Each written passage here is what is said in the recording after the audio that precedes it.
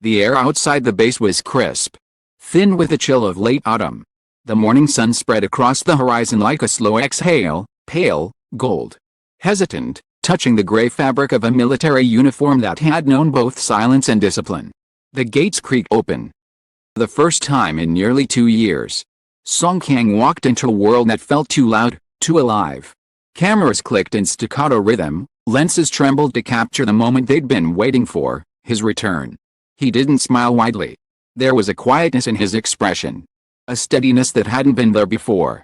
The boyish softness that once defined him on screen had faded into something older, gentler, as if the months of routine, solitude, and discipline had sculpted not just his body but his spirit.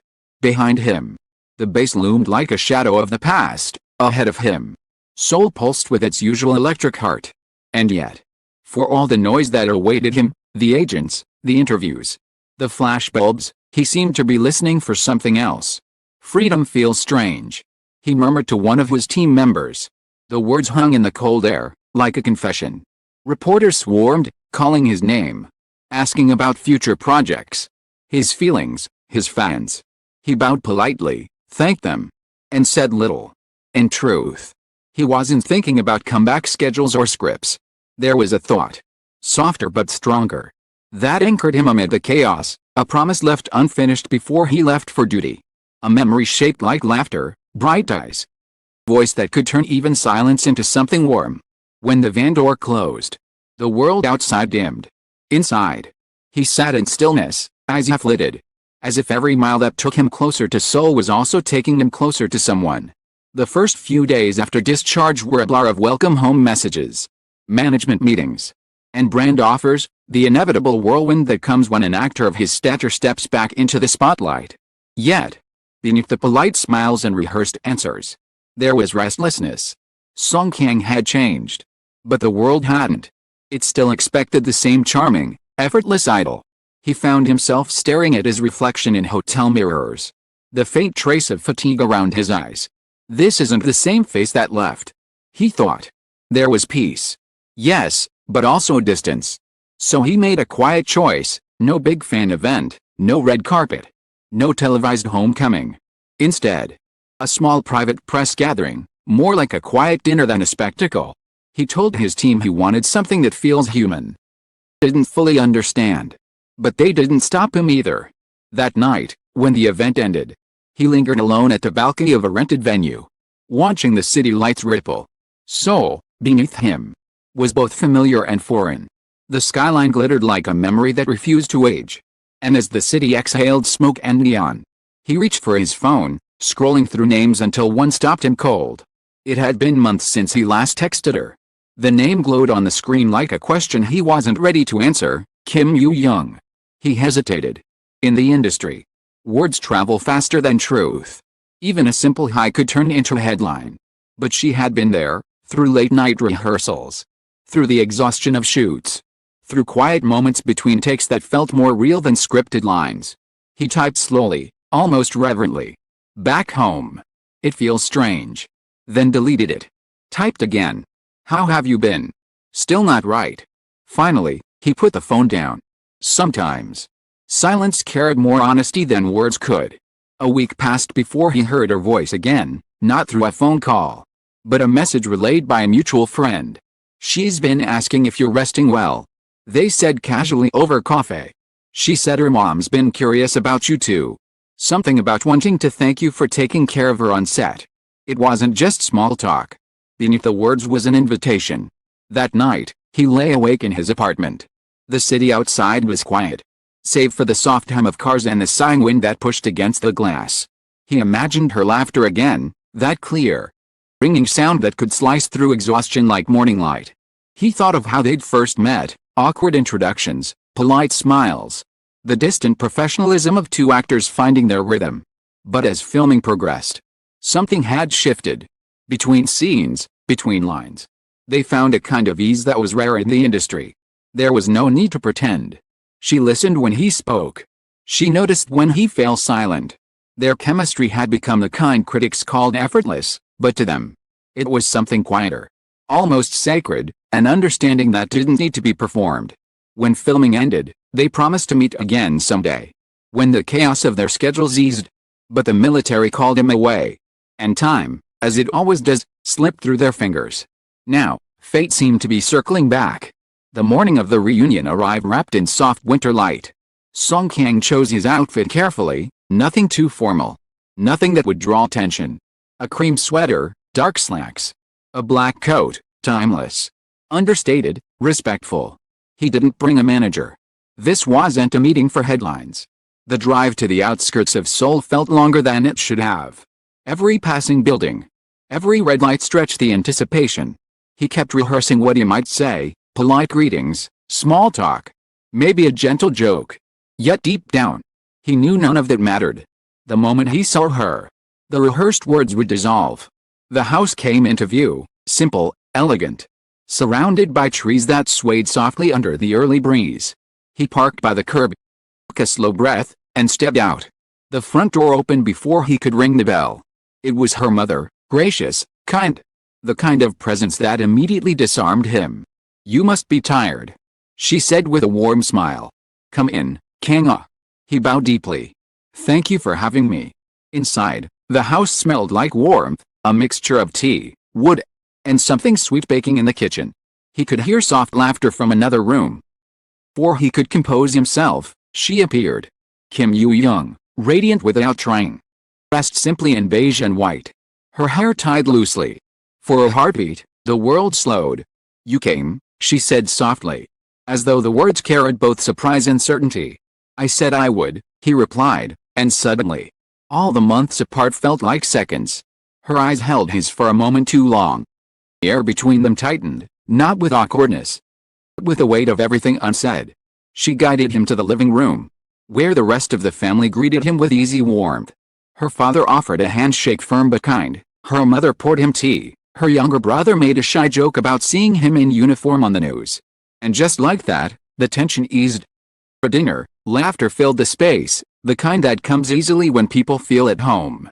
They spoke about mundane things, food, weather, films, stories from the set.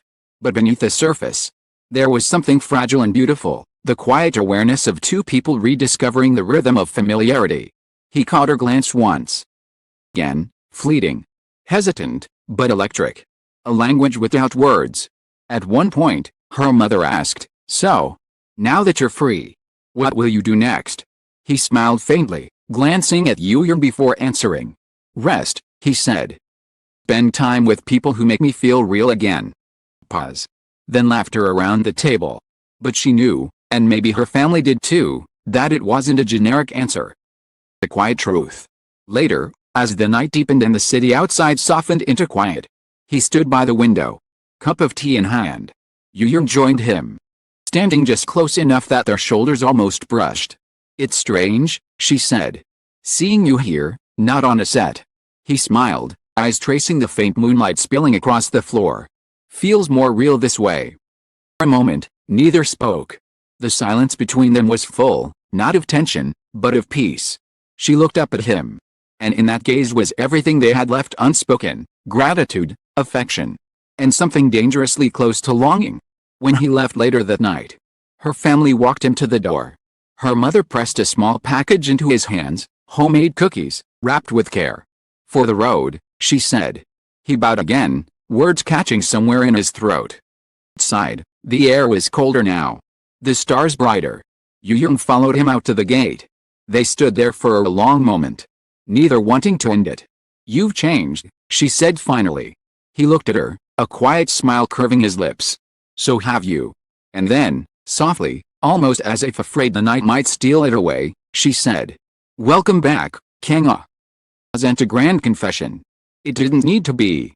In that single line, there was forgiveness for the time lost.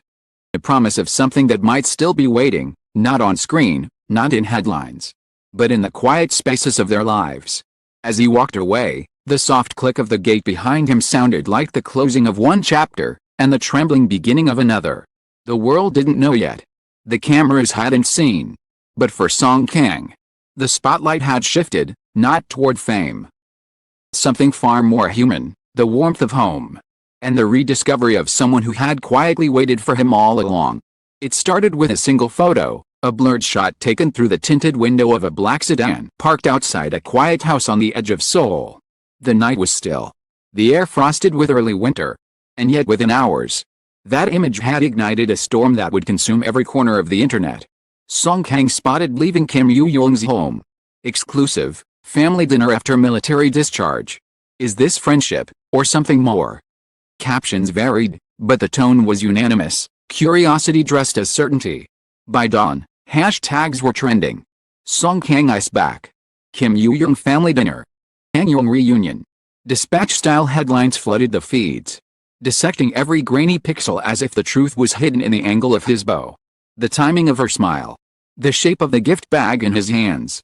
What no one saw, what the cameras missed, was the quiet sincerity that had filled that evening.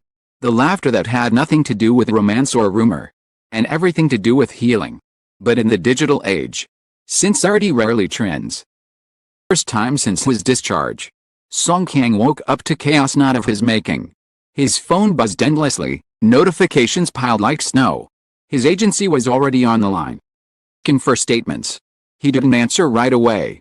Instead, he sat by the window, out at the soft gray sky. The world muted and cold. In the reflection, his face looked both older and calmer, like a man who'd expected this storm but hoped it wouldn't come. The truth was simple. Most painfully so, he had gone to see her family. Not as a publicity stunt. Not for a hidden agenda. But because it felt right, because the people who had treated him like one of their own during filming had wanted to welcome him home. But truth doesn't sell. Perception does. At noon, his agency released a cautious statement. Actor Kang met with actress Kim Yoo Jung and her family in a private setting. It was a friendly visit celebrating his return from military service. We ask for understanding and respect for their privacy. The statement was clean. Diplomatic, too clean, perhaps. Internet smelled blood. Friendly visit? He went straight there after the army, one comment read. Did she once say he was her ideal type? Another added. Threads multiplied. Videos resurfaced. Interview clips where their gazes lingered too long became evidence. Behind-the-scenes photos were dissected frame by frame.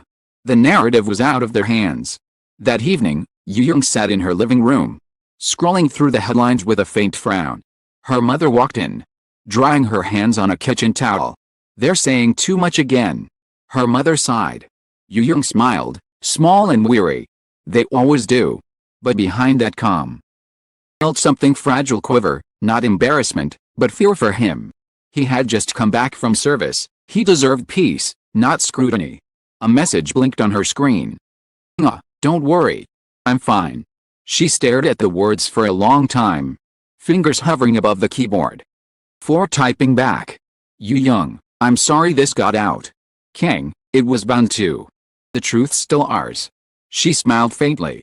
It was just like him, steady, measured, grounded even in the storm. Still, the world outside was less kind. Speculation thickened. Entertainment shows ran segments on the reunion everyone's talking about. Panelists debated body language, relationship timelines, possible next steps. Some fans cheered, calling it destiny fulfilled. Others doubted, accusing the agencies of staging it for publicity.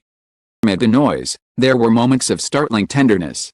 One clip from their past resurfaced, a behind-the-scenes video from their drama where she teased him about his serious face. He'd laughed, genuinely. Eyes soft and full of something unguarded. That clip went viral again. Look at how he looks at her, fans wrote. Some connections never fade. For once, the rumor didn't destroy, it rekindled something the audience had missed, them. A week later, Kang finally appeared in public, not for a press event, but to visit a veterans center as part of a quiet charity engagement. Cameras followed, of course, but this time met their gaze without retreat. Are the rumors true? One reporter shouted. He paused mid-step, then smiled faintly. They're rumors, he said softly. They come from something good.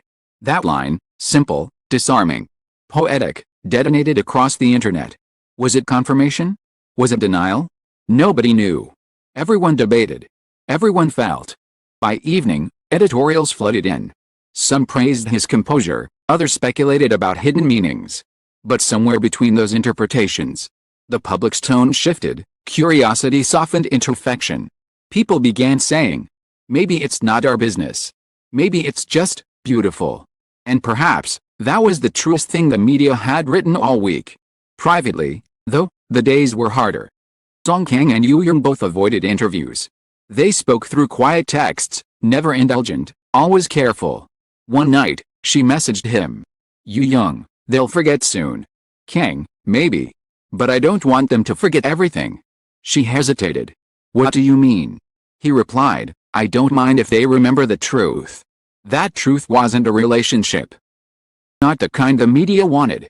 It was connection, something that had grown between them in stolen moments and survived time apart. He had found comfort in her family's laughter. Normalcy of shared meals. The peace that fame rarely offered. That was what the world couldn't see. Was what he didn't want to lose. But peace doesn't last long in the entertainment world. 3 weeks later, an online magazine published an exclusive, unseen photos from that night at the Kim residence. They weren't scandalous, just candid. Laughing at the dinner table. Her leaning slightly toward him as she spoke. Her brother grinning in the background. Yet, context turned warmth into evidence. Article title read, Inside the Dinner That Broke the Internet, What Really Happened Between Kang and Kim Yoo Jung. It painted their reunion as a secret romance, complete with fabricated sources and imaginary witnesses. Within hours, it became the top trending topic. His agency called again, this time with urgency. He should release another statement. Deny it. It's silent for a long time. If we deny everything, he said slowly, we make it sound wrong. Manager sighed. You're protecting her. He didn't answer. But the silence said yes. Weekend, Yoo Jung attended an event, her first public appearance since the headlines broke. The photographers were merciless, the questions sharper than the flashes. How do you feel about Kang? True, you've been dating for months. Will you confirm the family dinner? She smiled, graceful as ever. Her poise almost ethereal under pressure. Then she answered. Voice calm but weighted with sincerity. Someone I respect deeply. He's also someone who deserves peace. That single line changed everything. Internet, fickle as ever, melted. Fan edits flooded TikTok, compilations of their moments resurfaced under captions like she said peace, not denial. People began calling it the silent romance, two souls too graceful to exploit what was sacred. And maybe that was the charm, in an age of oversharing. Silence became the loudest love story of all. Weeks passed. The rumor cycle dulled. New scandals replaced old ones. But for those who paid attention, something lingered. Occasionally, he was seen carrying a familiar tote bag fans swore they'd seen her use once. She, in turn, mentioned in an interview that she'd started drinking green tea because someone said it calms the mind. The audience, wiser now, chose to smile quietly rather than shout. In private, they met once more, not at her home. Not under cover of night. But in a quiet cafe tucked behind an art museum. Porters, no flashes. Just the faint sound of rain tapping the window. I thought you'd be angry, she said, stirring her tea. Why? For all the noise. He smiled faintly. Noise fades. What stays is what we don't say. Outside, the rain thickened, pushing the city into watercolor. Inside, they talked, not about the industry or rumors.